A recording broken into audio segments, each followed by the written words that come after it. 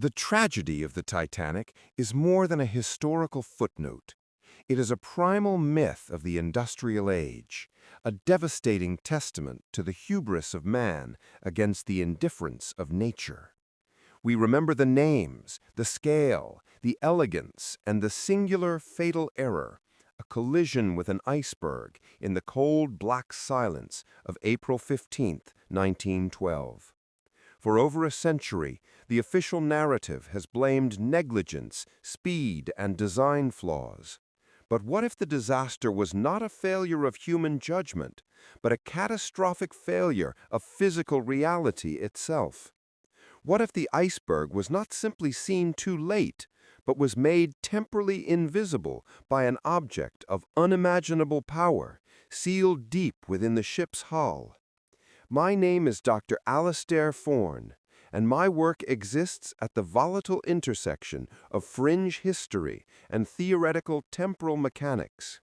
My personal investigation into the Titanic's final voyage began far from the North Atlantic, in the searing heat and dust of the Upper Nile Valley in Egypt, 2 years before the disaster.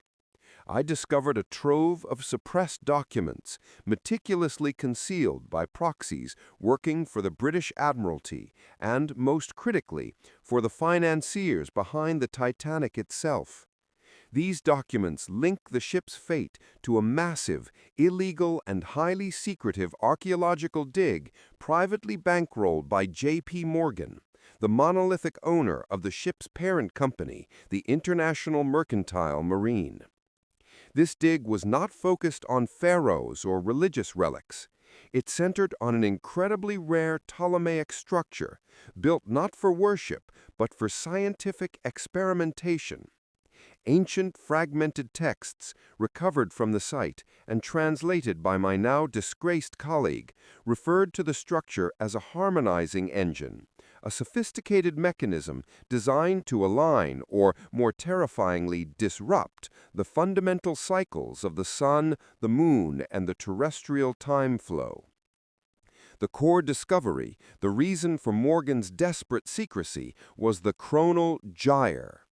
Official manifests, designed for customs inspection, vaguely labeled the object in the high-security hold as antique sculpture, fragile, destination private collection, NYC. But my translated records describe the artifact of non-terrestrial, or at least pre-human design, a flawless metallic sphere nearly 1 meter in diameter, composed of an impossibly pure, non-oxidizing silver-platinum alloy. Its surface was interlaced with intricate internal gyroscopic rings that rotated continuously and silently, even when disconnected from any visible power source. It emitted a faint, deep, almost subliminal hum, a sound that the ancient Egyptian texts chillingly called the sound of zero time, the frequency of perfect temporal equilibrium. Morgan, a man obsessed with controlling every aspect of market and political destiny, saw the gyre as the ultimate tool, the key to predicting and therefore manipulating the flow of all global events. The Titanic was chosen as the transportation vessel not merely for its luxury and speed, but for its sheer monolithic mass and advanced structural integrity. Morgan's engineers theorized that the ship's colossal size would act as a massive dampener and shield for the gyre's temporal field, ensuring its stable, undetectable transport to New York and ultimately to Morgan's highly specialized private laboratory beneath his estate. What neither Morgan nor his engineers fully grasped, what the most heavily suppressed texts desperately warned against, was that the chronal gyre does not merely stabilize time, it localizes and focuses temporal energy, drawing it into a compressed pocket of near-zero latency. If that contained field is subjected to an abrupt, massive, non-linear environmental stress, such as a violent impact, it doesn't dampen or stabilize, it instantly shatters the moment, weaponizing the very principle of time against its host. The Titanic was not carrying a priceless antique. It was carrying an active temporal bomb, ticking at the rhythm of its own impending destruction. Part 2. The gyre's resonance and the blindness. The Chronal gyre was secured deep within the Titanic's fortified mail hold, near the ship's structural centerline and below the waterline. As the ship sailed, the gyre hummed its ultra-low frequency field, the zero-time resonance. This field successfully created a localized, perfect temporal equilibrium, a subtle protective shell around the vessel, ensuring that no sudden, unforeseen external event could impact the ship. But this protective effect was tragically flawed. It was subtle, insidious, and catastrophic to human cognition. The temporal equilibrium created a pervasive cognitive lag state, CLS, in anyone within the field's most intense radius, the bridge, the wireless room, and the crow's nest. While the ship was racing across the dark Atlantic at approximately 22 knots, the minds of the lookouts and officers were unconsciously operating on a fractionally slower wavelength. This delay was microscopic, not enough to impair speech, movement, or basic function, but it was precisely enough to induce a fractional, lethal delay in sensory processing. They were not perceiving the physical present, they were perceiving the environment milliseconds in the actual past. This subtle lag was tragically amplified by the gyre's second and more deadly effect, environmental phase shifting.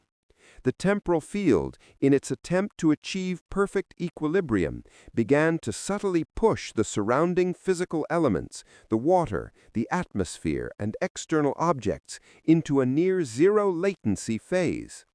Anything outside the ship's immediate temporal bubble, objects like an iceberg, did not fully align with the ship's present moment.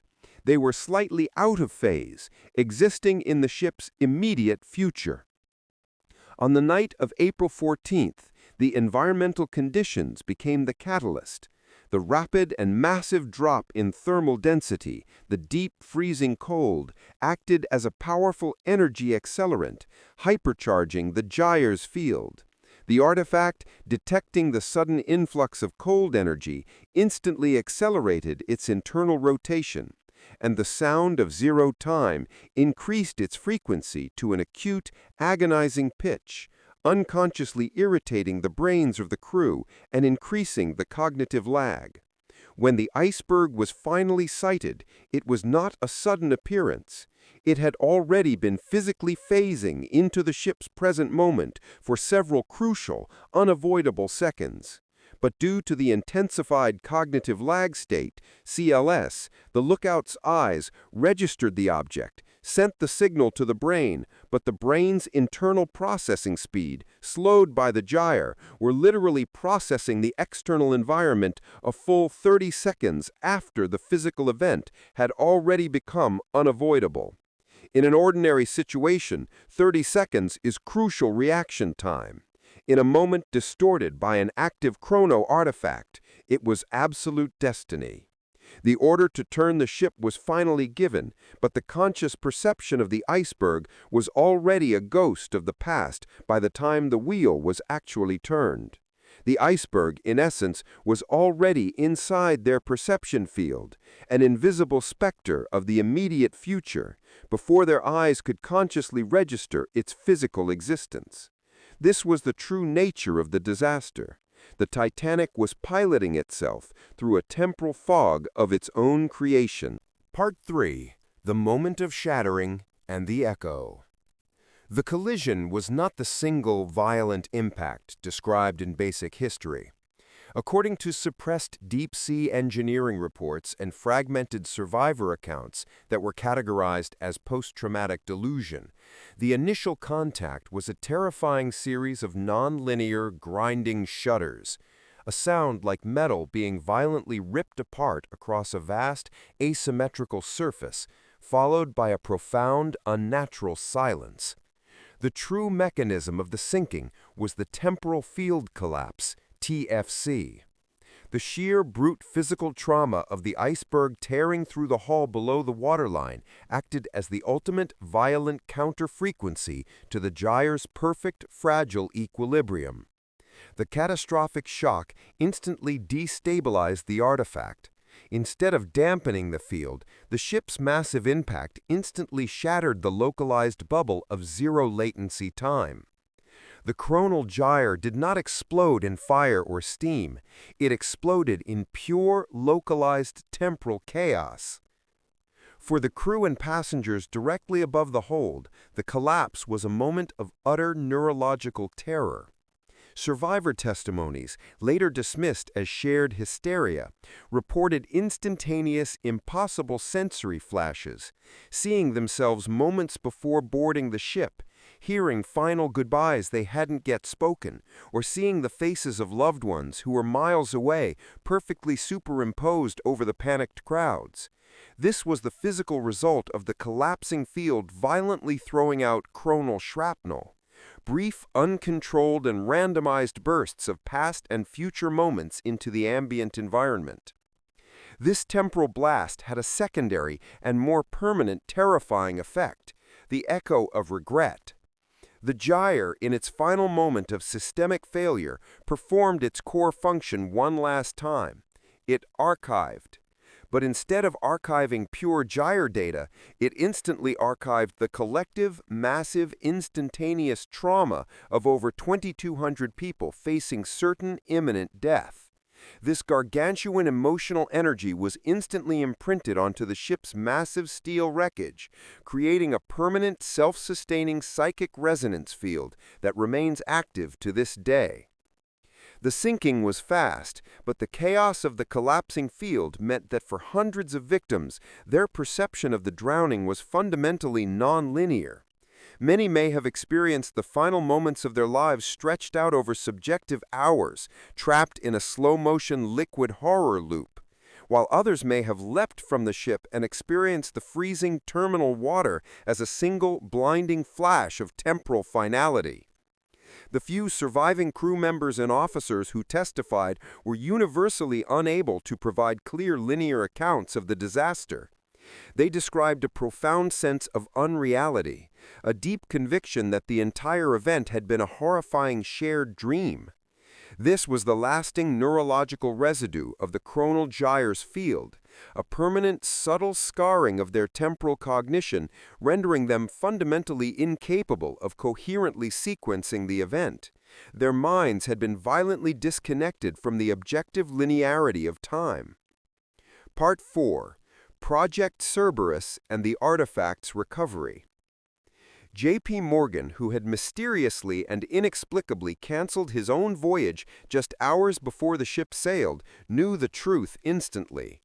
The moment news of the disaster reached him, he initiated the top-secret Project Cerberus protocol, a total, absolute suppression of all artifacts, documents, and witnesses related to the gyre.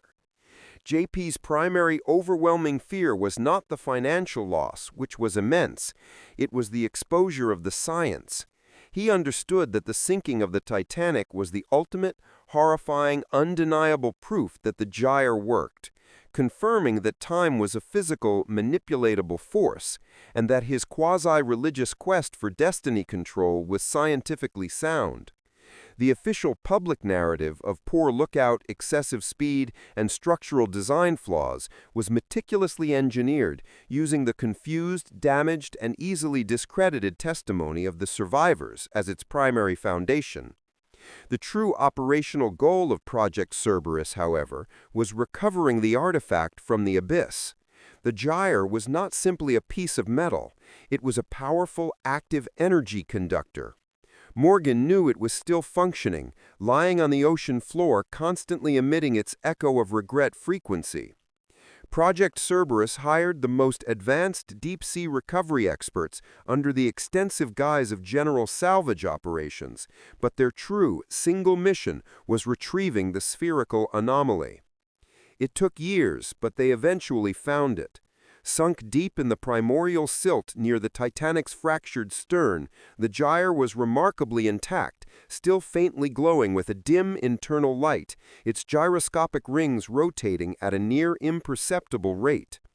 The recovery team, according to fragmented confessions from my sources, suffered immediate and severe temporal dislocation upon approaching the site. They experienced brief, vivid flashes of the Titanic's final moments, hearing the tearing metal, the screams, and the final prayers directly within their heads. They were briefly immersed in the active, ongoing 1912 trauma archive. The recovered gyre was swiftly transported back, not to New York, but to a highly classified military facility hidden deep within the Scottish Highlands, far from American oversight. The artifact was not destroyed, it was quarantined and studied. Morgan's organization, operating in the shadows, spent the next decades attempting to stabilize the field, trying to replicate the zero-latency effect without the catastrophic TFC. The legacy of the gyre lives on, active and terrifying, in the deep-sea exploration teams who visit the Titanic wreckage today.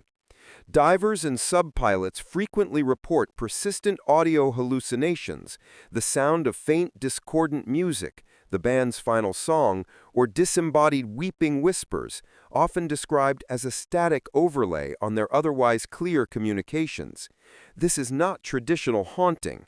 This is the residual, perpetual echo of regret, the massive psychic trauma imprint left on the metal hull, still being broadcast by the wreckage itself, amplified and maintained by the gyre's long-term destructive presence. The Titanic wreck is not a solemn tomb.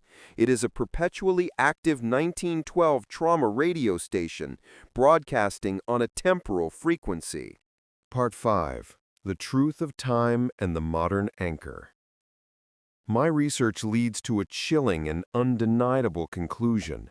The Titanic was deliberately sacrificed by its own secret cargo. It serves as the definitive, early and devastating case study in the weaponization of temporal physics and psychological archiving. The Chronal gyre proved that time is not a uniform flow, but a localized, highly malleable field. The crew's delayed reaction was not human error, but a scientifically induced, measurable cognitive lag. The missing 30 seconds were not a question of speed, but a question of temporal misalignment caused by the artifact.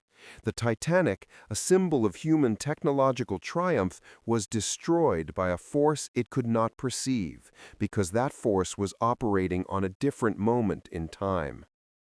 The Project Cerberus conspiracy continues to this day.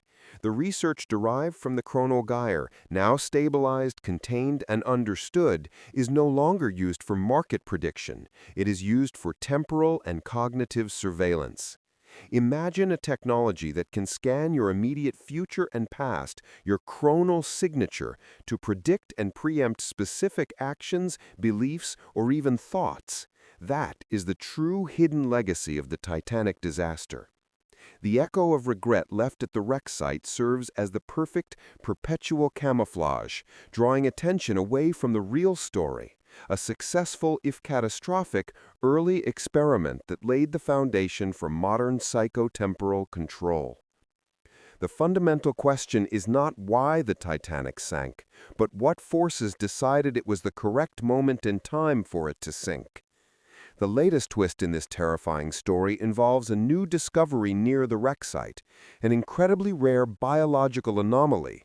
Recent deep-sea expeditions have detected a unique form of extremophile bacteria living on the hull of the Titanic. This bacteria, known as Halorhinus titanicae, is dissolving the metal.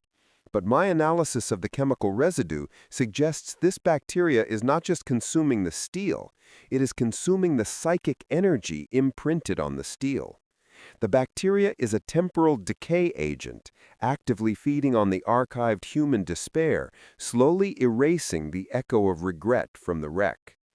This implies two things. One, the trauma archive is finally fading, and two, whatever entity or group created the gyre may be attempting to clean up the evidence by biologically dissolving the very ship that proved their science. The ongoing tragedy is that as the metal dissolves, the names and stories of the victims are also being erased, consumed by the temporal decay agent.